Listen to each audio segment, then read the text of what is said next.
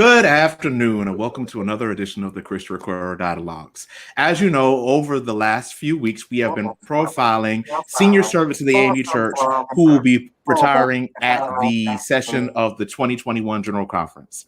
Today, it is my pleasure to bring to you two of my colleagues, the Executive Director of Retirement Service, Reverend Dr. Jerome Harris, and the Executive Director of Church Growth and Evangelism, the Reverend Dr. James Wade. As we know, Dr. Harris was elected to this office in 2000 from Brown Chapel AME Church in Selma, and Dr. Wade was elected to his office from Ebenezer AME Church in Evanston, Illinois in 2004. So today we're going to spend some time to talk with these two distinguished services of the church who give us so much of their time and these unique ministries to reflect on this period. So gentlemen, welcome today, and thank you for taking the time to be with us today. Thank you for inviting me. Thank you so much. So we're just going to go ahead and get to it. My first question to you both has been, what was your biggest success as a general officer, and what was your biggest challenge? And we'll begin with Dr. Harris for that one. The biggest success for me, as I look back over the years, is that we were able to increase the value of the portfolio from $47.5 million when I was elected, and that was established by my mentor and predecessor, the late Dr. Anderson Todd, to its current value of $128 million. We also increased the group life insurance benefit for clergy and their spouses at an affordable premium. And also we were able to move the entire retirement plan from its previous vendor, which is American General Insurance, to its current vendor, which is Symetra Insurance, because of the below average interest rate that American General was paying for the plan, for the participants in the plan, and also because they were not open to providing any type of tangible support to the overall mission of the African Methodist Episcopal Church. So we went to Houston, Texas, which is where American General was headquartered, and we had a long conference with them. And so we decided that it would be in the best interest of the church to move that plan from where it was to its current vendor. So I count those as some significant successes during my tenure here in office. As far as the challenges are concerned, the greatest challenging thing that we have is that managing a retirement plan of this size and complexity with a staff of only 3 persons is very difficult to do, and I owe all the success that we've enjoyed to my staff, and particularly to my executive assistant, Mrs. Gloria Peterson. The other challenge was that we were able to merge the 403B retirement plan, which was created by the AME Church in the year 2000, and merge it with the current plan. And the reason why that was significant is because when that plan was created by the African Methodist Episcopal Church in 2000, it was placed with another broker, another company. And as I began to become acclimated to this office, most of the inquiries that I was receiving is that many of the people who were eligible to be a part of that new 403B plan, which were only the pastors and presiding elders, were not enrolled, which was not what the intention of it would be. But because the enrollment process was flawed, we had to go back and revisit that whole issue and re-enroll everyone who was eligible to be in that 403B plan and bring it to this department in order to reduce the overall administrative expenses. And as a result, we were able to create a merged portfolio and on one single quarterly statement that they receive now. And on that statement, it shows what the funds are in the 403B, what the funds are in the 401A, which is the old retirement plan, and whatever voluntary contributions they have made. So those were the challenges as far as bringing the department to the point where it really needed to be. So just to recap, because you said a lot in those few minutes. So basically, 3 people in your department have successfully managed. What is the account size right now? We're at about how much? 128 million. That is amazing. That is amazing. And it's a testament to, what you've been doing in the office. So we'll talk a little bit more about what Retirement Services is doing. Dr. Wade, could you share with us your biggest success as a general officer and your biggest challenge? Well, let's do the challenge first. All right, come on with the challenge. The biggest challenge is helping pastors to know how to do evangelism, or to, in fact, do evangelism. Pastors in this country and pastors in other parts of the world are satisfied that they have people who show up on Sunday morning, that is before COVID. And what has happened is we have not been able to teach pastors how to do evangelism, the kind of evangelism that they should do, and what it does to bring people into the church. And then not only that, but members of churches have not wanted new people in their churches as well. So it's a major, major problem, and why churches don't grow, because pastors and lay people in the church are satisfied with who they have, the numbers of people they have. And the problem with that, of course, is that churches don't grow. The success of what we've had has been to travel all over the world.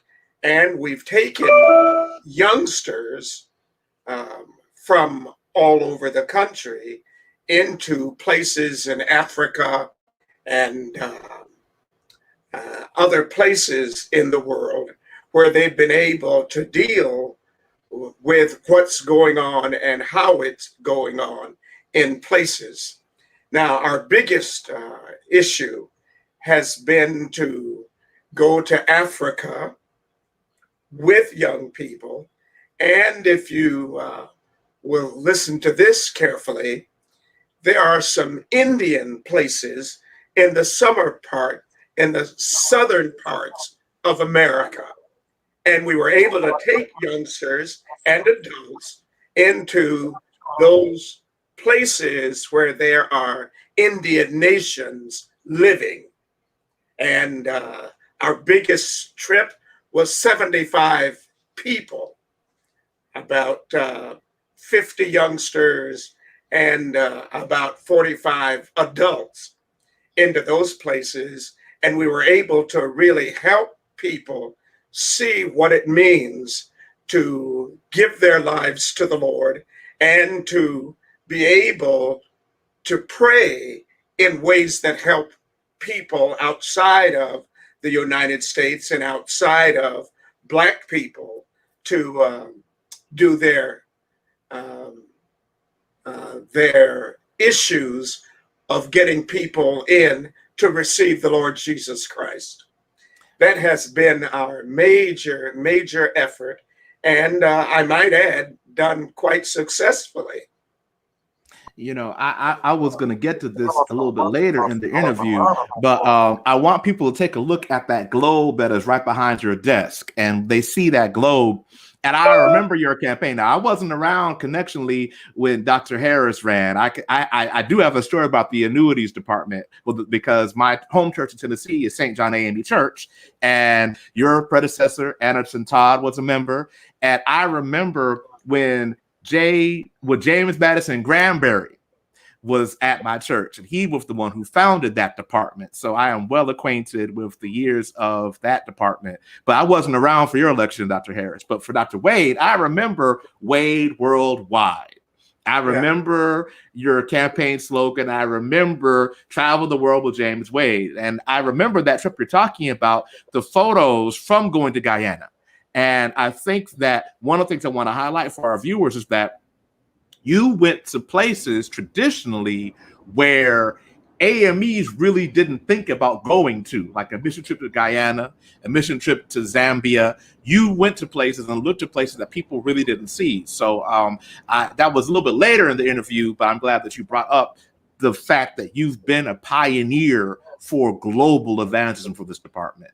So I want to shift tacks a little bit because I mentioned that both of you were pastors, successful pastors before being elected. So what is the one thing that you miss about being a pastor? And I'd like to start with Dr. Harris for that one.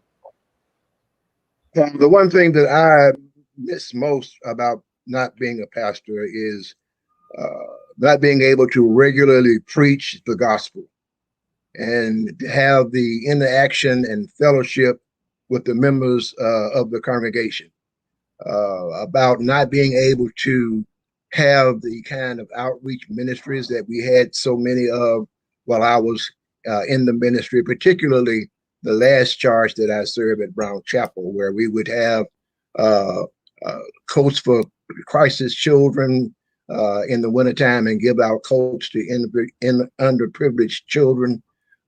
We would do things like have breakfast with Santa with the children, because Brown Chapel at that time was located in an area that was very close to a low-income housing development.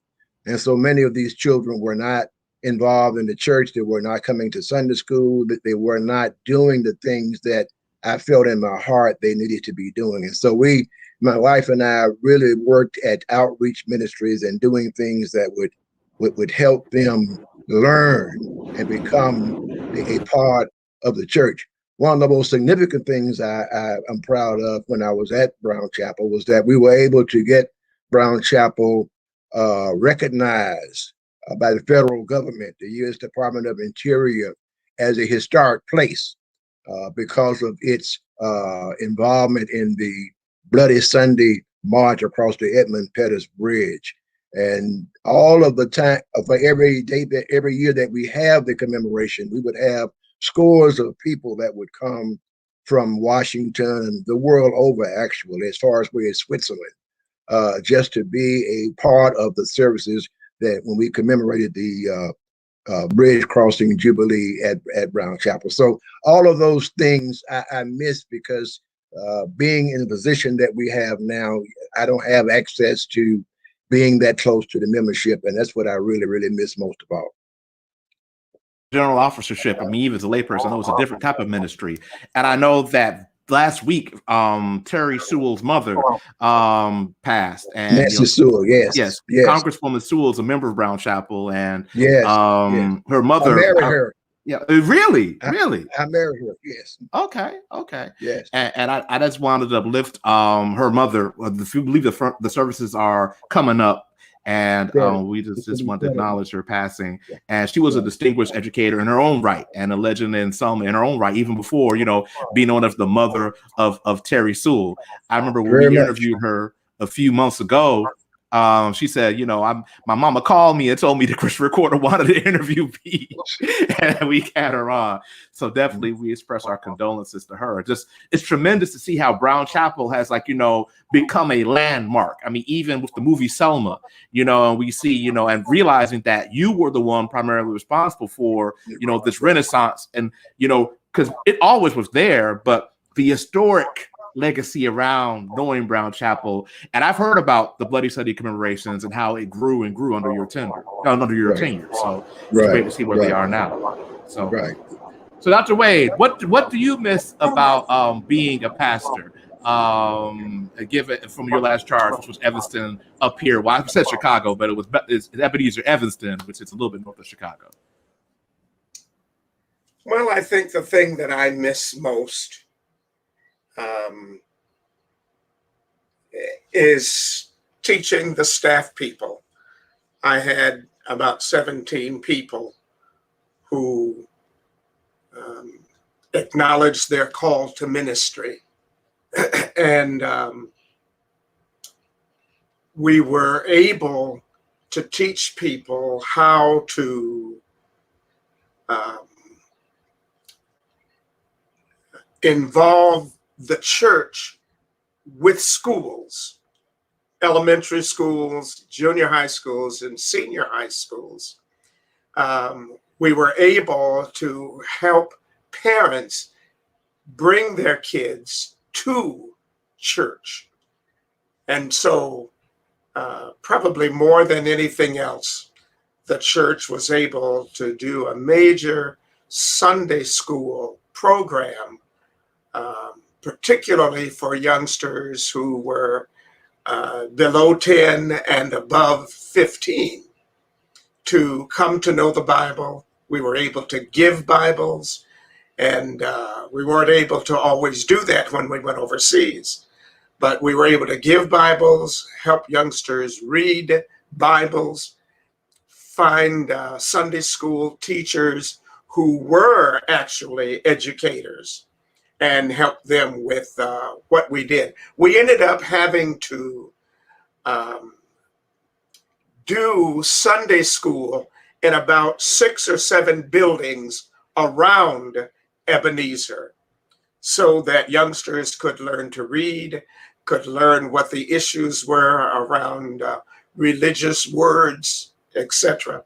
I think I missed that, because when you go overseas, I went many, many times with Bishop Messiah, and there is not time to do some of the teaching that you do in a local church, and particularly when we were able to take children down to the camp in the 4th District in Cassopolis. I think I miss that issue of trying to help youngsters and adults really come to understand what God is really all about. I miss that. It's hard work when you go overseas. Somebody has to translate what you say.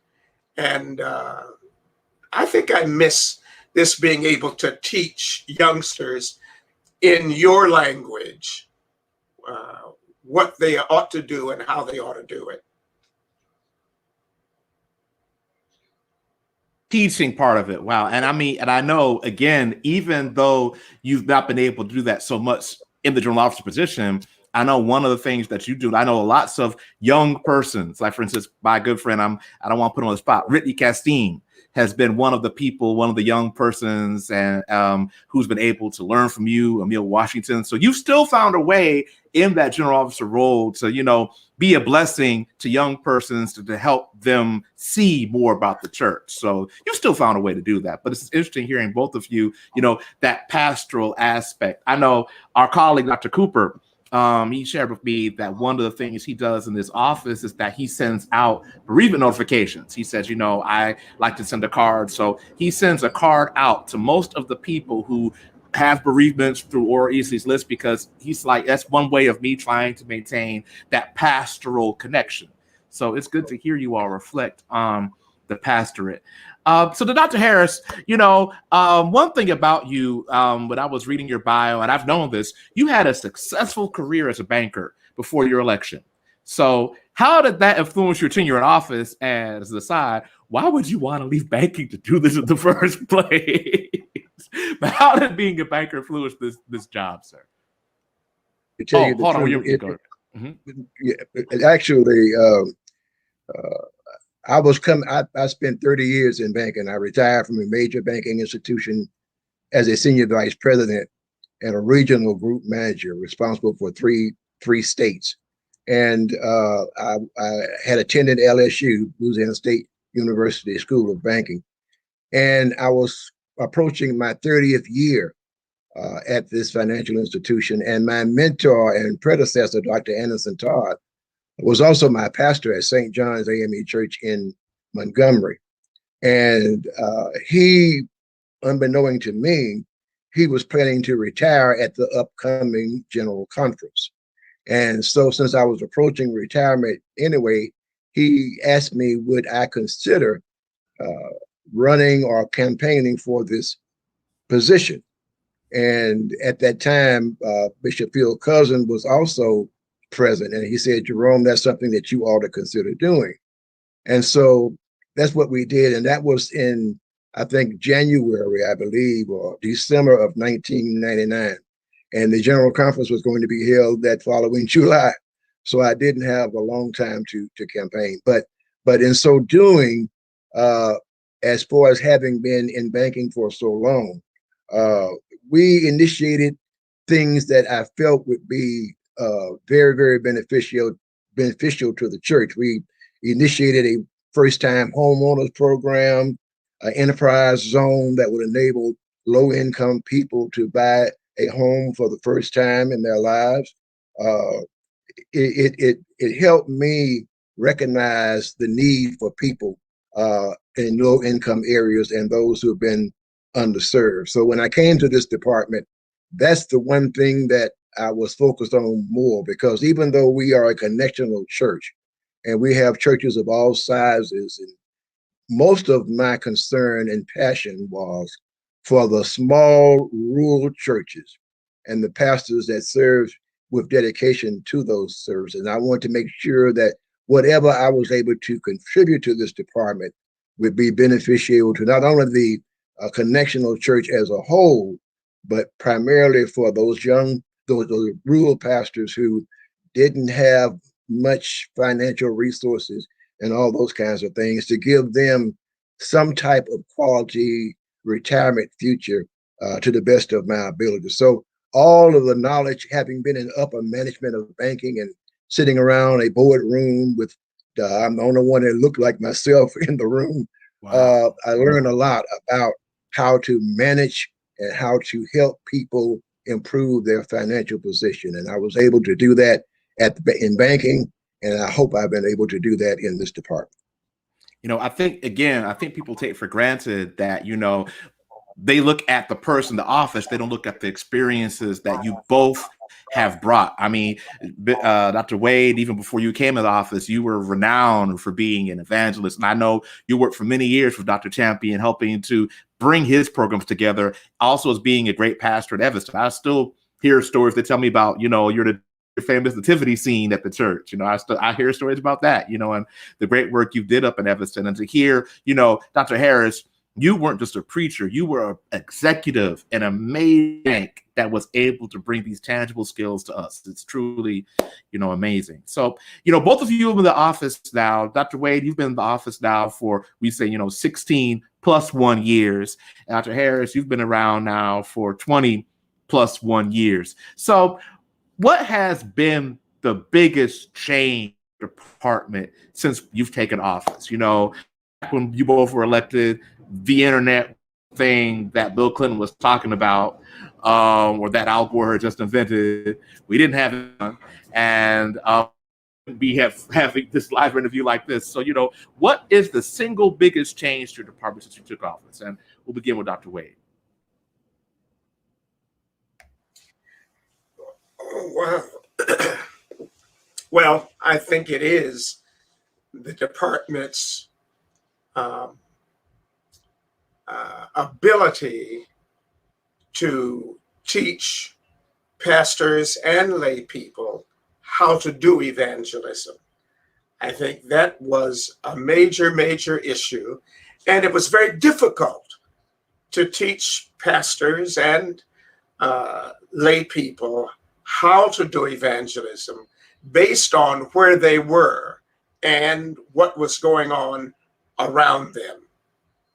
We find that in some places, Baptist churches, Church of God in Christ, had major congregations because of evangelism and how they were able to do it.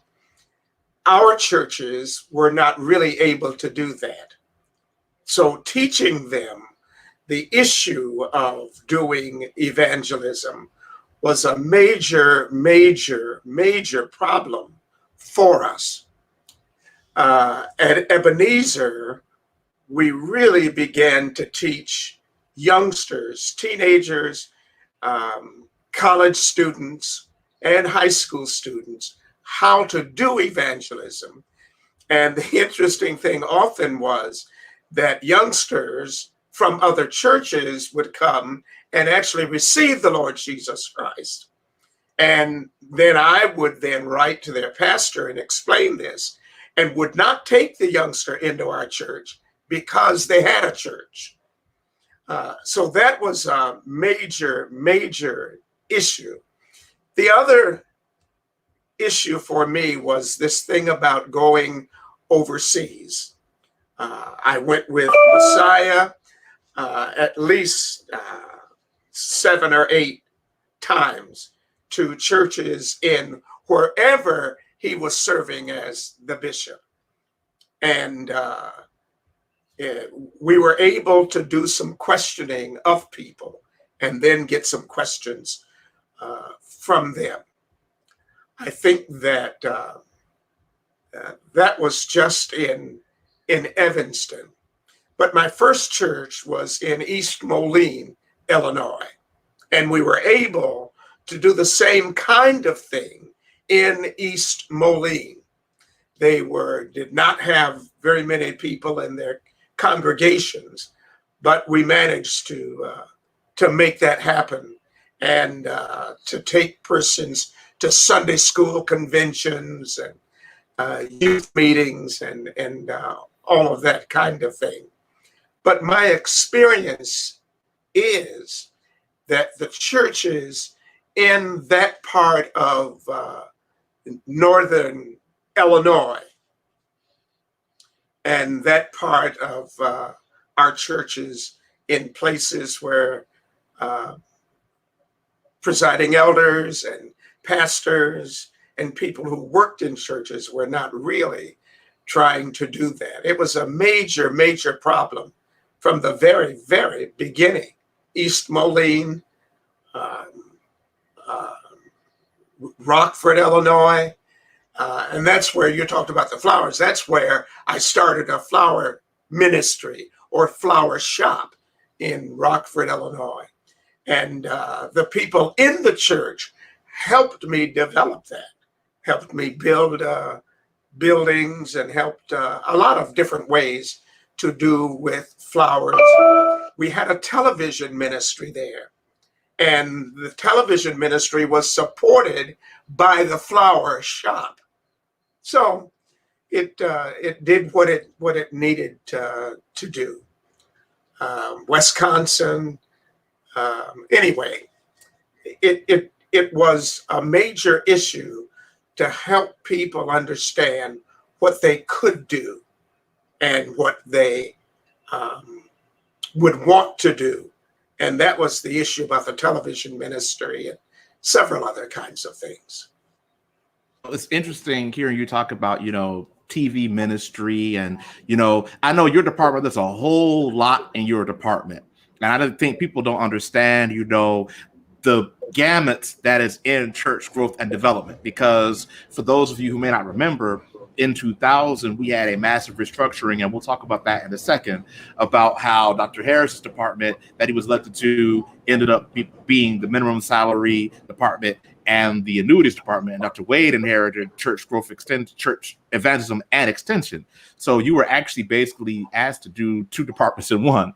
And like I said, one of my fondest memories of your meetings, and you mentioned this, the flowers, you take and make it a point to have really, really beautiful flower arrangements at the meetings that you do. And, I asked you about that, and it's nice to hear, where that comes from and why that's done, and how that honestly is a part, believe it or not, was a part of your evangelistic emphasis. So Dr. Harris, to you, what is one of the single biggest changes that has happened over your 20+1 years of service in the Department of Retirement Services?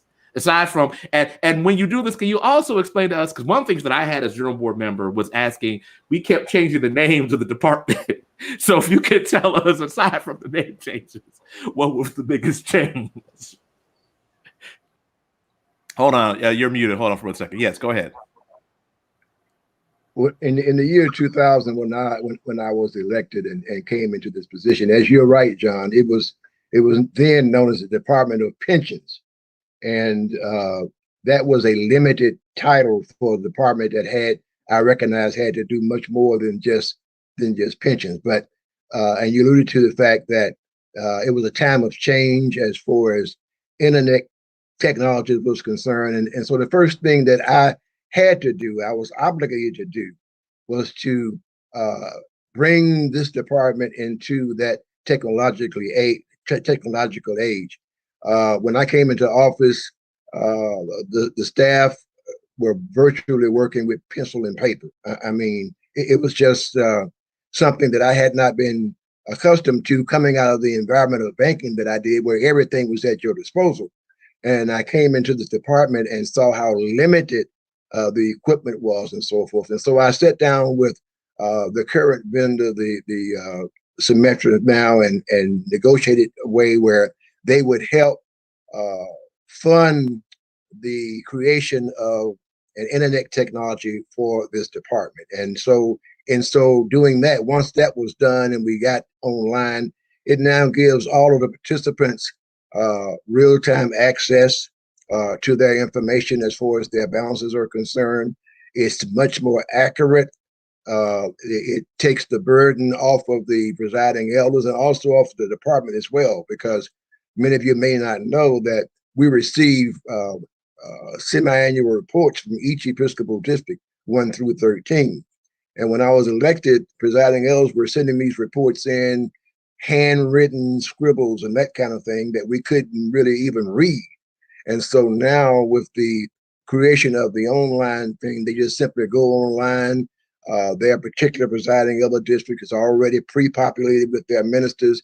They simply have to enter the data for the retirement, for that retirement contributions for that period and the insurance and so forth. The system automatically verifies everything, and that is transported or transformed to our office. So we get a report online along with the printed report from that presiding elder. So the accuracy and the efficiency is the most thing that has changed in the department, is make the administration of a plan of this size and this complexity much easier to do.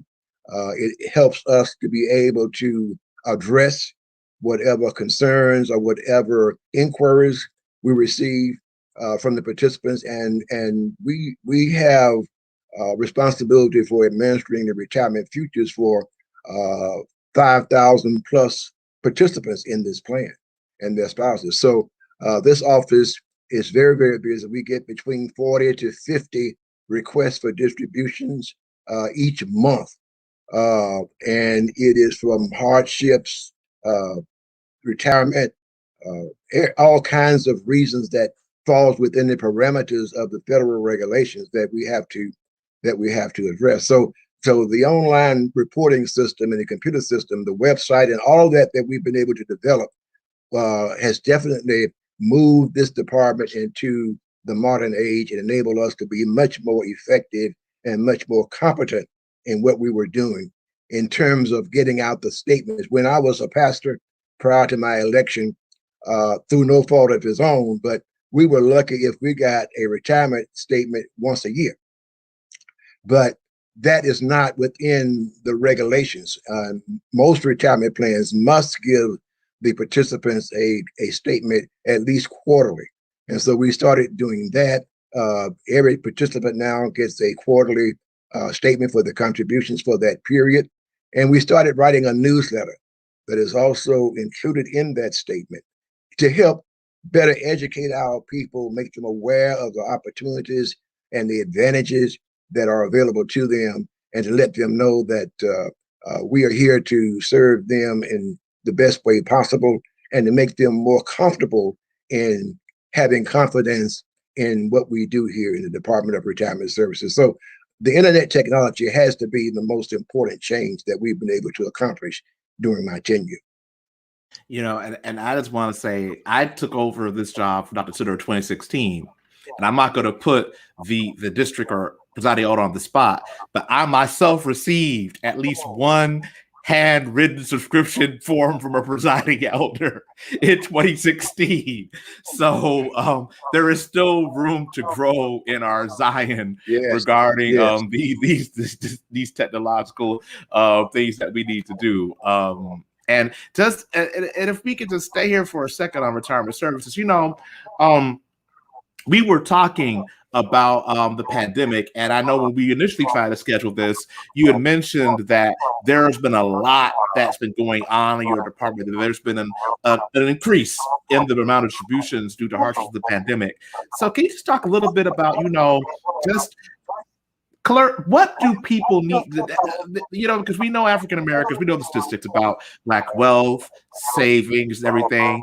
So, as a banker, as our retirement planner, as the person who is talking to these people who are serving the church, just say a little bit about, what they need to know about their retirement and retirement services. Yeah.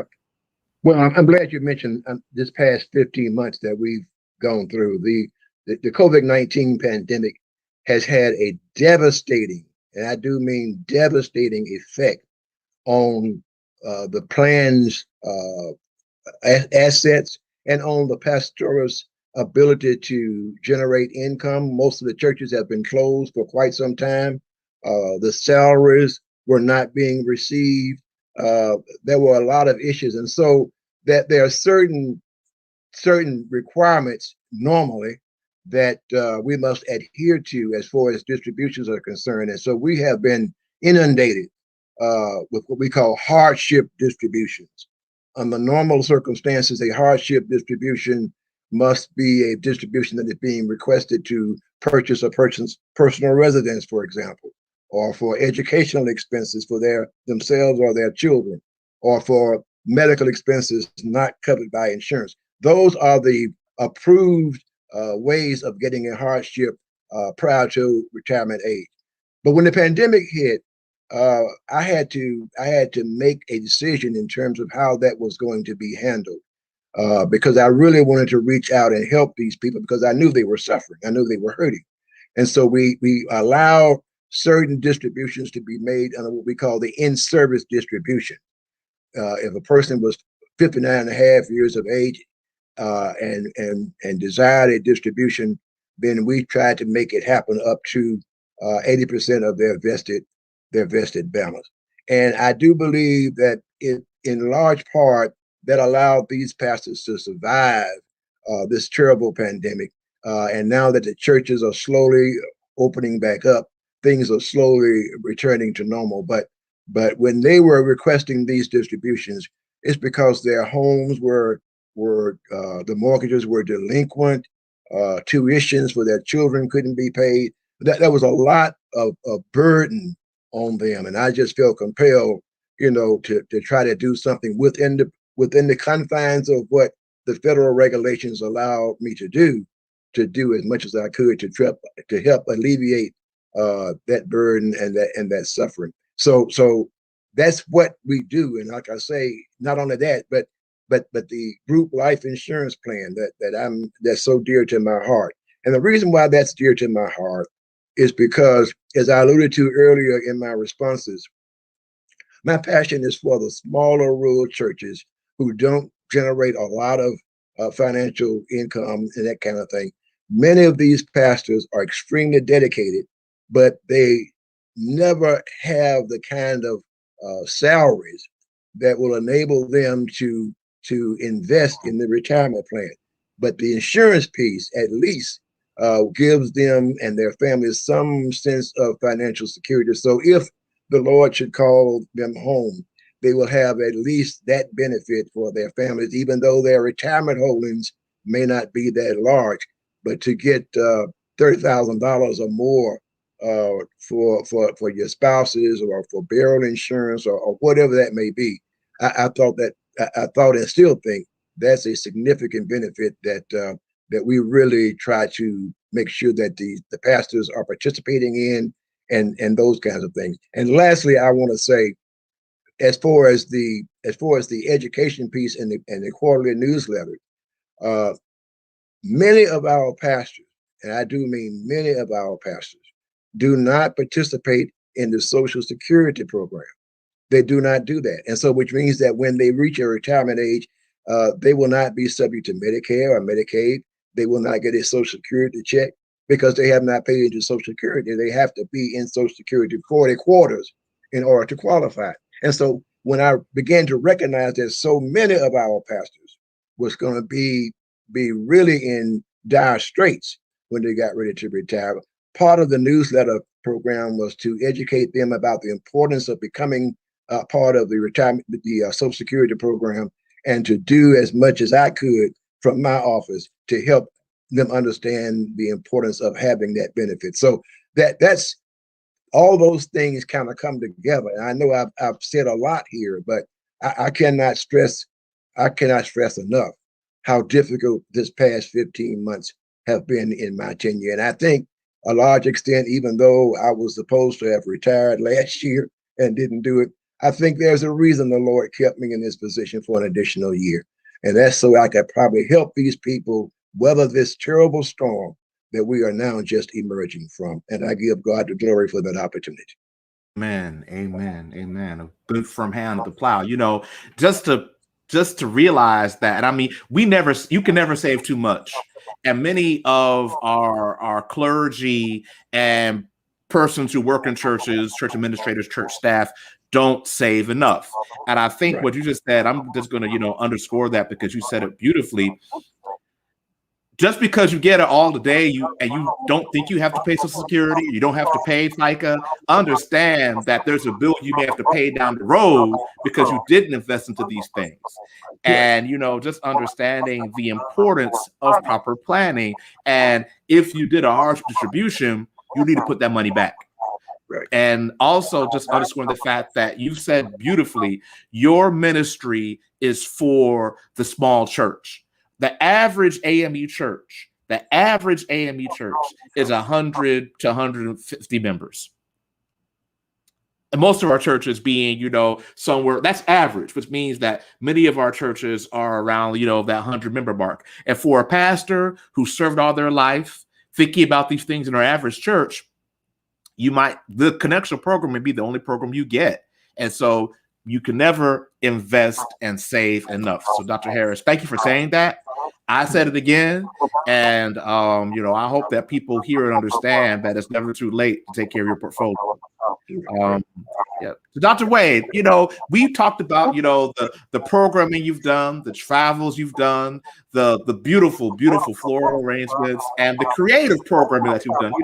Your seminars have been some of the most creative programming I have seen in the church in terms of, their flexibility, their breadth, and just their creativity. You talk about topics like today that in 5 years become mainstream. So I want to know if you could share a little bit about the annual Church Growth and Development Seminar, and what is one of those that particularly stands out in your memory? Oh, wow. Well, first of all, let me say that we have done seminars in the islands when Bishop Sarah was still alive and that was her area.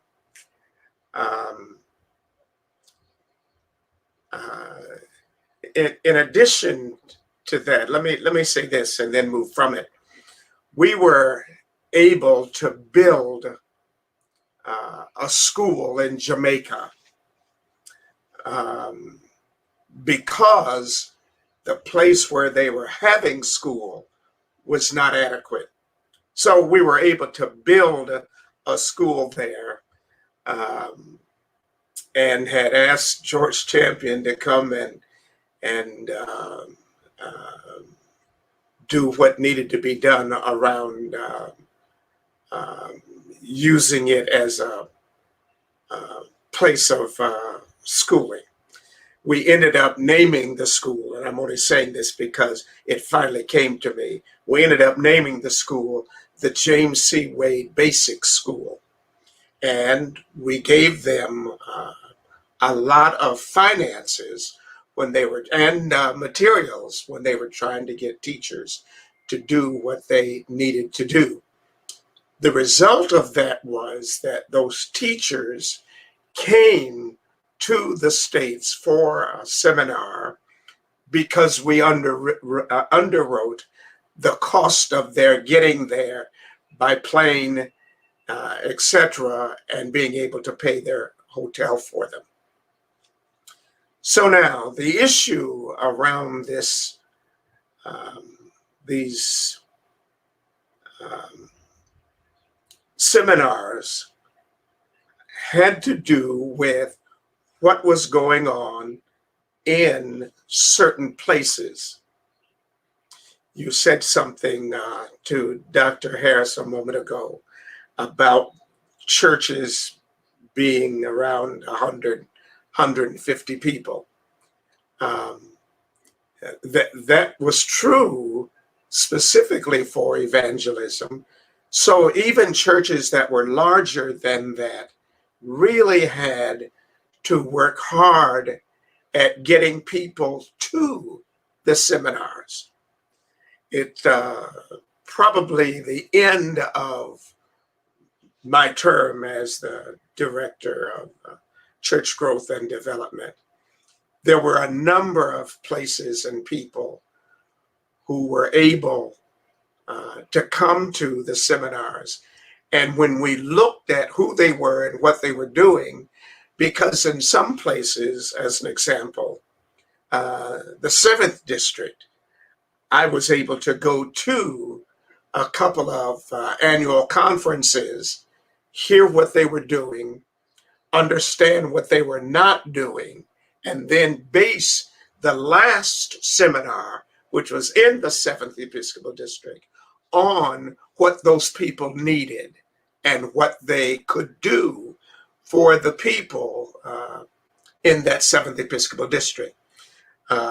Bishop Green allowed me to even ask questions of the pastors and the lay people about what they were doing, what they were not doing, which helped us to develop the seminar for that was in the 7th Episcopal District. And people came from other places and had issues that were like that. So often I would talk with bishops, sometimes with presiding elders, about what they were doing and how they were doing it, what the Sunday school convention was like in that particular district, etc., so that we came to know what was happening and what was not happening. And when we were able to look at certain churches and talk with certain pastors, we really came to understand what pastors did not know about evangelism and what they did know. So a part of the issue was that we were able to talk directly with pastors, because many of the people who were on in the districts did not have an idea of what it meant to have evangelism meetings in their area. Am I okay now? Yeah, you got it. You got it. You got it.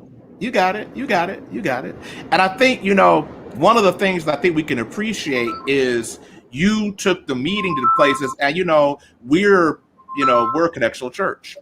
And I think that when people get a connectional meeting in their backyard, it sometimes is maybe the first time they see something above. Like most AMEs may end up going to an annual conference, may see a bishop at some point, but actually getting a connectional meeting and being able to take full advantage of those resources is huge.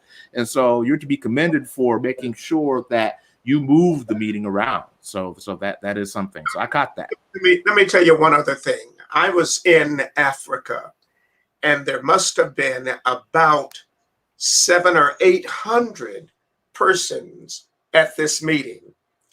And there was a woman there who was very fluent in English and was a part of the Missionary Society. And as I was presenting to them, all of a sudden people started coming forward. So I turned to her and I said, "Why are they coming up here like that?" And she said, because you said something about them accepting the Lord Jesus Christ. And these people said they had never accepted the Lord Jesus Christ. That was a major, major issue in that district. I can never get past that. I don't care what I think about. I can never get past that. And so people, by the time I finished the presentation, there had to be at least 300 people who were standing around up front waiting to accept the Lord Jesus Christ as their personal Savior. That is a thing that we don't do well. We don't know about people accepting the Lord Jesus Christ. We don't know about how people should do that. You know, no, that's fine. That's fine. No, you went out, and I've got, for those of you who've listened to dialogues, you probably hear the train from my Chicago department going, the L running by my house. But I want to take a moment. One of the most impactful things I've seen, and I know you started this, and I want to call her name, Bishop Sarah Davis made sure that we had prayer rooms at our connectional meetings. And correct. We've made sure, and an emphasis to make sure, and it was in relatively recent years, that we take the call to discipleship seriously. Because one thing that I've seen it happen time and time again at these big meetings and places is that we do the preaching, we have whatever, but we don't work on the discipleship well. And we don't work on we might say, oh, come up and give you. No, I mean, there are people, we assume everyone in that room has a relationship with Jesus Christ. We assume everyone in that room, people get saved at AME meetings. Exactly. But we have to open the door and allow for that. So I thank God for what you do and reminding us of that, and also for allowing that space as well, through allowing Bishop Sarah to make sure, when she was Reverend Sarah, that there was a space for prayer. And I hope, that your successors, whomever he will be, will encourage and deepen that desire, because if we're going to survive as a church, we have to do our job. But our job at the end of the day is to grow the kingdom and bring disciples. Exactly. So we're moving on to the end to our final question. So for both of you, and I alluded to this, I think it was 2 weeks ago, these dialogues are beginning to run together, but I think it was 2 weeks ago, we had our General Officer Justice Council candidate forum. So for your position, Dr. Wade, there are, I believe, 5 candidates contesting. And for your position, Dr. Harris, there are 3. So what is one piece of advice that you will give to the person who will be on July the 10th, 2021, beginning their tenure as the new Executive Director of Retirement Services and the new Executive Director of Church Growth Evangelism? We'll begin with Dr. Harris. I would hope that whoever the Lord's will is that the person is elected would come to understand that this department is a full-time job. It is one that requires a passion and a love for the people. It must be prepared. She must be prepared to work very hard, and I hope that they would be able to secure more staff. But they have to come to the department understanding the fact that this department exists to serve God's people, regardless of the amount of labor required. They have to come understanding that it requires a presence, an everyday presence, in order to be able to maintain the level of efficiency and accuracy and service that we have tried to provide over the past 20 years. It is not a position to be taken lightly.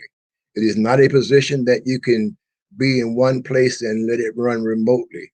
We've tried to do that during this past pandemic, and it's worked relatively well. But at the end of the day, you have to be here to be a hands-on administrator. And you also have to understand that there is a trustee and a fiduciary responsibility to this position.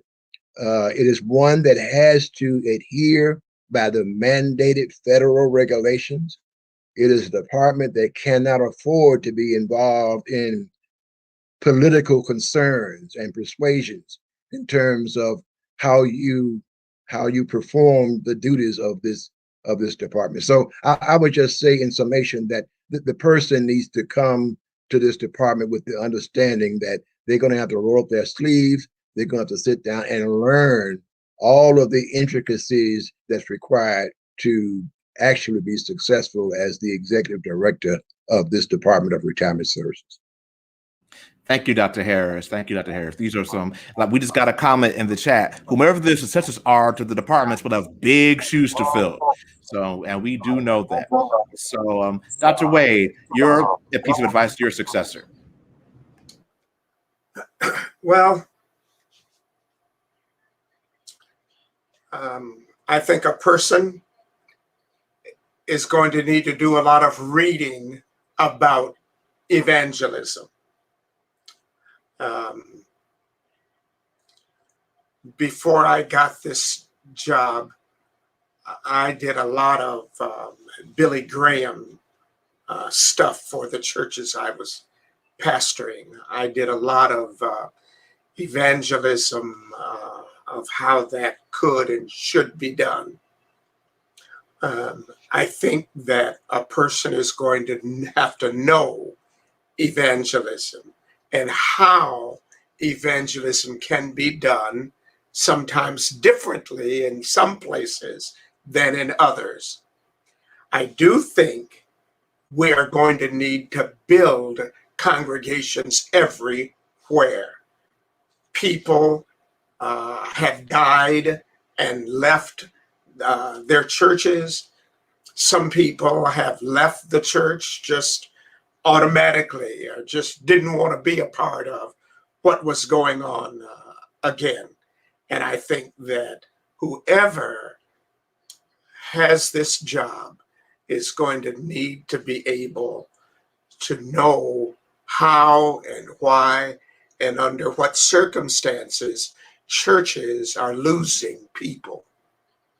And in that regard, they're going to need to be able to teach churches how to get people back, how to get them back, and how to teach them how to do what African Methodism is and what it means and how it can be done.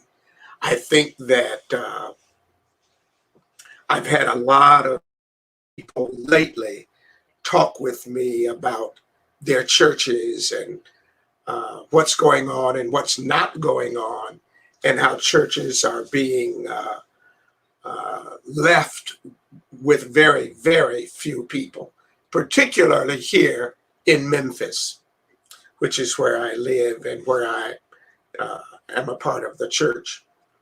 So I think that people are going to have to know evangelism, what it is, what it can be, how it can be, and be able to help pastors and lay people in churches come to know how to do this in this particular day and time. The way people have given up churches and have quit doing church, a lot of that is going to need to be looked at in a different way than what it was. You know, and I have to say this: it's a big difference building a church in a big urban area than it is in a small rural area. And you articulated that whomever the new person is going to have a wide understanding of just how diverse African Methodism is, and coming out of a pandemic where persons have, been accustomed to watching church. What does discipleship mean? What does digital discipleship mean? What does it mean when I'm watching a minister, I'm getting my elements for communion, maybe mailed to me or in a parking lot? How do we go back? I've been having discussions with some of my friends. One of my writers, I'll just call his name, Reverend Craig Robinson in Chicago, and Reverend Shakira Sanchez, talking about what does it look like to be digital disciples? What does this look like in this new era we're in, and we're in a new era. So definitely reading is fundamental. So to you both, we know that you are retiring. Before we go further, I just want, we definitely want to acknowledge the staffs of both your departments. Dr. Wade, you have an amazing group of people who helped do your seminars. We were on the phone this morning with Cheryl, making sure that you were set up. And of course, we acknowledge and remember your dearly departed spouse, Julia, who I loved coming to meetings to see her. And Dr. Harris, you reminded us that you got 3 people in that office working with you. and we acknowledge definitely your spouse, Sandra, and, just what the work that you've done and how you've been able to handle things. So to my colleagues, my friends in this general officer ministry, what next? What will y'all be doing next when the general conference adjourns sine die, or sine die, as the people say in the South? What are y'all going to do next? So anyone, we'll start with Dr. Harris. Well, I celebrated my 50th wedding anniversary last September, so I'm going to do whatever my wife wants me to do as it relates to that. But we plan to rest, because she's been walking this journey with me for a long, long time now. 30 years in banking, and now 20 years here in this department. So we're going to try to travel and enjoy life. We really are. I lost one of my dear friends recently, the Reverend Dr. Farrell Duncan. Yes. And I eulogized him this past Saturday. So, nothing is promised to us, and she keeps reminding me of that. And so we're going to try to spend some time and enjoy life. But I'm planning to be in Memphis for the next little while anyway. I really hope that we can work with whoever succeeds me and have a smooth transition. And I'd be available. I'd make myself available to assist them in any kind of way that I'm asked to do. And, we know that there is great wisdom, and, as you go into the retirements, please know that we're still going to need to hear from you and what you need to share with us, because you've been Yes, there. sir. Yes, sir. Yes, sir. So, Dr. Wade, now that it's coming on to the end of your journey in this office, what's next for you? I'm not sure, really. I've been offered a teaching job, and I'm not sure. I've got some grandkids that need some nurturing, and I might be able to do that, but I'm going to look at where I can help a local church and Amen. those who want help. I want to be able to give them help at no cost to them. I want to help them because we have to be able to do that in order to make the AME church viable again.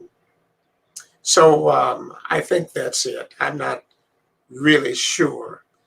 I've been offered some travel experiences, and I said to someone the other day, since my wife is gone, I'm not interested in going anywhere.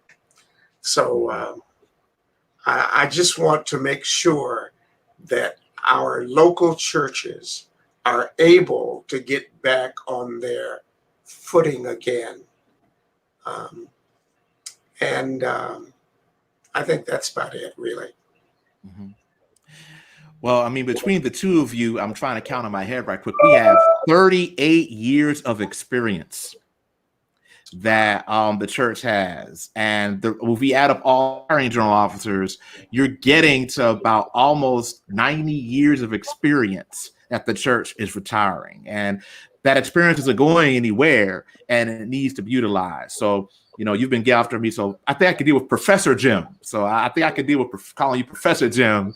And I hope that you get the opportunity to continue to share that rich experience. Well, and also some of the persons have been asking in the chat about celebrations for you. We understand that during the pandemic, there has been, things that we would normally do, we've not been able to do. But as I understand it, Dr. Harris, there will be a celebration for you on the 27th virtually, correct? That's correct. At 3:00 out of St. John's AME Church. It'll be virtually, but it's being hosted by the 9th Episcopal District, the entire 9th Episcopal District, And my commission chair, Bishop Samuel Lawrence Green, will bring the message at 3 o'clock on Saturday, the 27th. A Save the Day flyer should be online no later than the next day or so. So we ask everybody to tune in for that event. And I understand that at the general conference we will be having for you, Dr. Wade, there will be an event for all the general officers that are retiring to do something at somewhere somehow. Something will happen, and of course there's the formal service of retirement. So we're looking forward to celebrating you both and to letting you all know that, you know, while you are still among us, just how much you mean to the Connectional Church, how much you mean to us, and that your labors in the vineyard have truly indeed been valued. So thank you so much for being here today. And we're going to move into our announcements now. Thank you for taking time out of your busy schedules to share with us. And we're going to go ahead and move and wrap up. So I look forward to seeing you all in a couple of weeks in Orlando, where we will be safe. And thank you so much. Thank you, John. Well, thank you all. Thank you, colleagues. Thank you. Yes, sir. So we're going to move now into our announcements as we wrap up our broadcast. We, of course, encourage you to support the Christian Recorder. We will be emailing out in a couple of weeks not a couple of weeks. I'm sorry. We'll be emailing out this week next week, the June edition. As you know, we have been trying to keep up, and we should be able to go back to printing any day now. But we encourage you again to continue to subscribe, support the Christian Recorder for $36 a year. Make sure that you also check our emails. We'll be doing emails during the general conference. We'll be sending more, telling you more about that. But support us, because your subscriptions help fund these dialogues. They help fund our work. And the Christian Recorder is an award-winning product, and it is the oldest newspaper published by Black people in the United States, if not the world. You want to support the Christian Recorder. Also, we encourage you to support the AME Church Publishing House for all your church, school, and publishing needs. We encourage you to go to iamame.org. And especially on this Sunday, as you know, per the discipline, we celebrate and commemorate the Emmanuel 9 martyrs and survivors on this Sunday. And we just remind you that we lift up the names of Sharonda Coleman Singleton, Cynthia Marie Graham Hurd, Susie Jackson, Ethel Lee Lance, Dwayne Middleton, Clementa Pinckney, Tawanza Sanders, Daniel Simmons, Myra Singleton Thompson, and the survivors Felicia Sanders, Polly Shepard, Jennifer Pinckney, Anthony Thompson, and 2 minors. There will be worship resources for you to honor and commemorate their lives on iamame.org. And also you can look in the discipline on page 22, as well as the anvil from the previous year for appropriate litanies and resources. But again, that commemoration is to be this Sunday in all of our churches. We want to acknowledge the sponsors of our dialogue today. Our sponsor is the Reverend Dr. Sylvester Scott Beeman. That is the Reverend Dr. Sylvester Scott Beeman. Dr. Beeman is the pastor of Bethel AME in Wilmington, Delaware. His number is 401. That is, again, Dr. Sylvester Scott Beeman. Thank you, sir, for allowing us to be able to do this dialogue today. And we also encourage you to join us on Friday for our next dialogue that will be with Senior Bishop Adam Jefferson Richardson. We'll be having our conversation with him, getting ready towards General Conference, and also as we celebrate Father's Day. So you don't want to miss our conversation on Friday with the Senior Bishop of the African Methodist Episcopal Church, the Right Reverend Adam Jefferson Richardson. And the interview will be done by Antoine C. Wright. Before we go, we again remind you that COVID is still real. Even though areas are opening up, it is important for you to get your COVID vaccine if you already haven't done so. Make sure that your families get vaccinated. We are emerging out of the pandemic, but vaccines are still important. So as we close, we share with you again our COVID PSA to remind you and yours to get your vaccines and continue to stay safe.